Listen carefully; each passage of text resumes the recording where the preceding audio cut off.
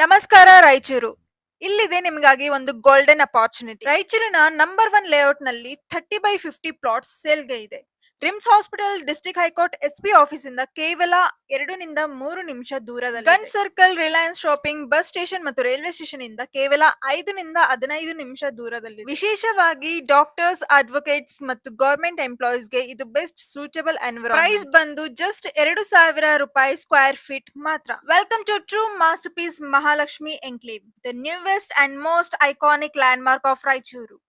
Mahalakshmi Layout brings your family the perfect blend of premium living and nature's charm with wide tree-lined road, landscape parks and lush greenery.